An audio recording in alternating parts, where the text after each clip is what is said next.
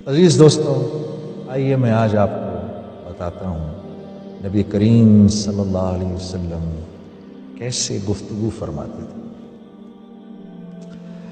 حضرت حسن رضی اللہ تعالیٰ عنہ فرماتے ہیں کہ میں نے اپنے مامو جان سے کہا کہ حضور صلی اللہ علیہ وسلم کی گفتگو کی کیفیت مجھے سنائیں۔ انہوں نے فرمایا کہ آپ صلی اللہ علیہ وسلم امت کے بارے میں مسلسل غمگین اور ہمیشہ فکر مند رہتے تھے۔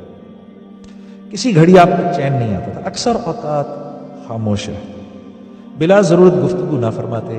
آپ کی تمام گفتگو شروع سے آخر تک منہ بھر کے ہوتی تھی۔ یہ نہیں کہ زبان کی نوک سے کٹے کٹے حروف ادا کریں، جیسے کچھ بڑا آدمی ہوتا ہے نا، ذرا متکبر طریقے سے جو اس کے بات کرنے کا جو ایک انداز ہوتا ہے، جامع الفاظ کے ساتھ کلام فرماتے تھے جن کے الفاظ کم اور معنی زیادہ ہوتے تھے۔ الفاظ کم، معنی زیادہ۔ اور آپ صلی اللہ علیہ وسلم نے ایک جگہ یہ فرمایا بھی کہ اللہ نے مجھے 6 چیزیں ایسی دی ہیں جو مجھ سے پہلے کسی نبی کو نہیں دی۔ ان 6 میں سے ایک یہ بھی ہے کہ اللہ نے مجھ کو حکمت والے حروف عطا فرمائے ہیں جو سننے میں کم ہیں اور معانی میں زیادہ۔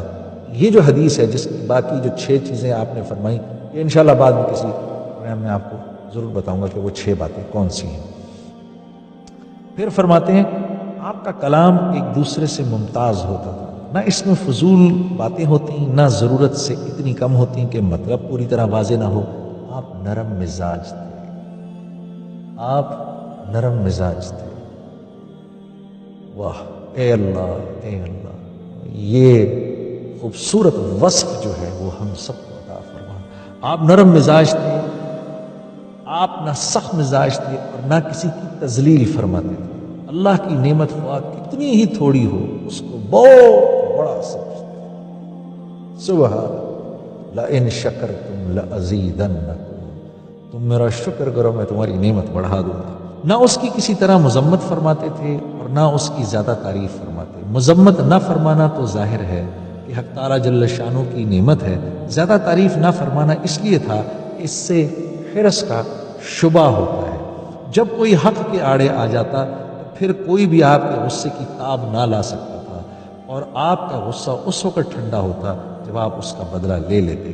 اور ایک روایت میں یہ مضمون بھی آیا کہ دنیا اور دنیاوی امور کی وجہ سے آپ صلی اللہ علیہ وسلم کو کبھی غصہ نہ آتا تھا، چونکہ آپ کو اس بات کی پرواہ نہیں تھی، دنیا کے نقصان پر آپ غصہ نہیں فرماتے تھے۔ ہاں، البتہ اگر کسی دینی امر اور حق کی بات کوئی آڑے آتا تو اس وقت آپ کے غصے کی کوئی شخص تاب نہ لا سکتا تھا اور کوئی اس کو روک بھی نہ سکتا تھا، یہاں تک کہ آپ اس کا بدلہ لے لیں۔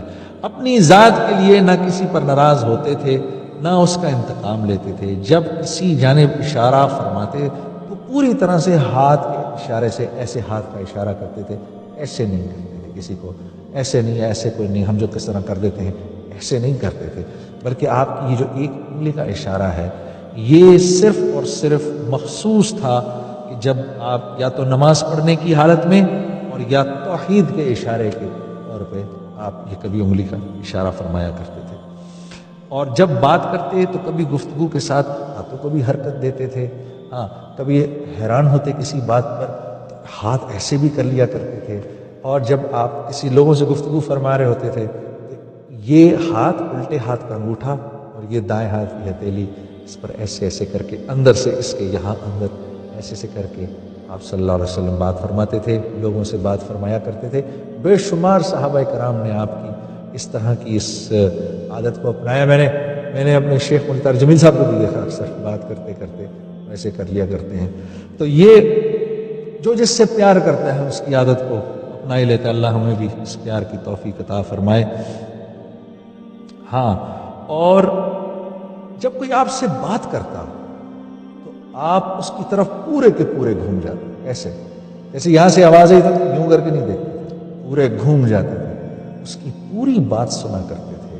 اور اس کی پوری بات جب چلتے تو تھوڑا سا ذرا جھک کے چلتے تھے تاکہ اس میں تھوڑی سی تواضع ہو، اور پوری بات سنا کرتے تھے۔ اگر کسی نے آپ کے کان میں بات کرنی ہو تو آپ اپنا کان ان کی طرف کر دیتے تھے اور ان کی بات کو سنتے رہتے تھے، سنتے رہتے تھے، سنتے رہتے تھے، جب تک کہ وہ اپنی پوری بات نہ کر لیں۔ اور بات کرتے اور بات جب کوئی آپ سے بات کر رہا ہوتا تھا تو اس کی بات بیچ میں کاٹا نہیں کرتے تھے، اس کی بات کو کاٹتے نہیں تھے، بلکہ اس کی بات کو پورا پورا سنتے تھے۔ لوگ جب آپ سے بات کرنے آتے تھے میرے عزیز دوستوں، جب وہ گفتگو ختم ہوتی تھی، صرف آپ کے بات کرنے کے انداز سے وہ آپ کے گرویدہ ہو جاتے تھے، گرویدہ آپ سے محبت اتنی کرنے لگتے تھے کہ آپ اس کے بعد تھوڑی سی بات کرتے تھے، لوگ آپ کی بات مان کے کلمہ پڑھ لیتے تھے، اشہد ان لا الہ الا اللہ وانک عبدہ ورسولہ۔ السلام علیکم ورحمۃ اللہ وبرکاتہ۔ جو کچھ سنا گیا اللہ اس پر عمل کرنے والا اور آگے لوگوں تک پہنچانے والا بنائے۔ مزید اصلاحی بیانات کے لیے ہمارا یوٹیوب چینل ایمان و یقین کو سبسکرائب کریں۔